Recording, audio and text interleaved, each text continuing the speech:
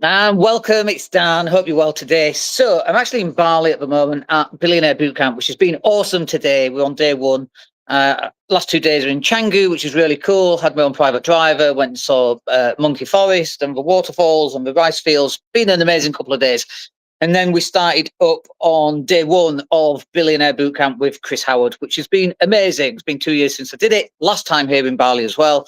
And I just needed that top up, really, something that we should all be doing. But one of the things that kind of came to mind today is just this idea around this idea that we are in this creator economy, and it's kind of like this thing of, you might not know it, but you are also in the creator economy, because the way that businesses are going to be marketing over the next couple of years, obviously AI is going to take over everything.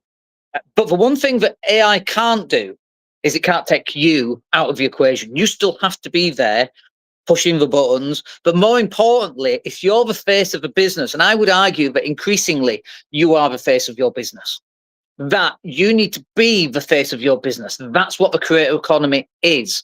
It's not you doing TikTok dances. It is you presenting yourself like I'm doing here to you as you're watching this, that I am the creator of my business. I'm the face of my business. And if you're a plumber in Leeds, guess what? You are also the face of your business, and people want to know about you. They want to know if you're any good. They want before and after pictures. They want a boiler problem that you had real difficulty with, problem pipe work, dodgy workmanship from previous people that you've had to go in and fix, again, before and afters. And there's a whole bunch of different frameworks that you can talk about it within your business. And a framework is basically just how you present something. It's usually 4 or 5 steps, and it's how you present this solution to whatever problem a person actually has. So you need to start creating some of these frameworks around your business. And actually at Billionaire Bootcamp this week, I'm actually going to be talking, one of the speakers, which is really nice, and we're going to be talking about this. But and it's a shame you're not here to watch that as it happens. But this is the thing. AI is here to stay. It's not a fly-by-night. It's not like, do you remember the internet? Oh, that internet, that won't last long, right? That's what people said. Do you remember that? Like, it is here to stay, and it's only going to get worse, or it's only going to get better. So, for example, I've been seeing people saying, oh, you need to get into like a hands-on type of industry because AI can't affect that, like being a plumber or being a plasterer. And you might say that, but you know what? Last week or last month it was, I saw a robot plastering a wall. And it wasn't a 2-armed, 2-legged robot. It was on wheels, and it had the thing, and it was doing it. And it just did the whole wall, did it perfectly as well. And you might think, well, my business is fine. I don't have that as a problem. But actually, we've all got that as a problem, because, yeah, that's AI. But have you seen the robots coming out? Have you seen the stuff that Boston Dynamics are doing? Absolutely mind blowing. And this is going to be the same for you. You are going to have to be the face of your business, because, and I know some people go, well, you can't do this. So because the AI can't replicate you. Having said that, we've seen some very good AI lookalikes where you just cannot tell. The images are so good and the videos are so good. And maybe we're going to get there at some point, but we're not there yet. And so this for your business is about you being you, but being you in front of other people, on camera, on social media, demonstrating your product, demonstrating your service, showing people why they should use you, before and afters and all of that kind of thing. And if you can get the business to that point, then you'll do very well.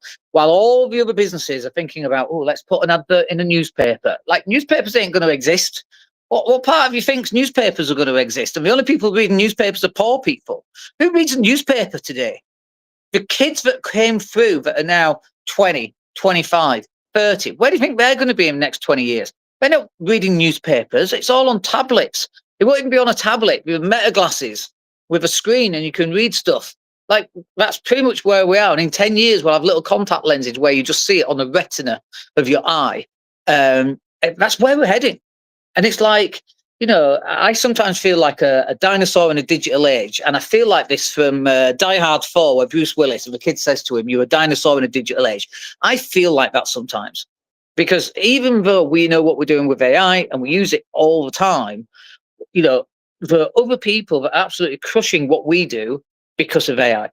And we've got a learning curve that we're going to have to complete very, very quickly, because if we don't, we are also going to get left behind. Even though we actually know what we're doing, we're going to get left behind. And think about that from a point of view of being a plumber, or the point of view of running some kind of service business, and you're going to think about how are you going to publish yourself online. Let me just show you. So I'm in this villa. You can't really see, by the way.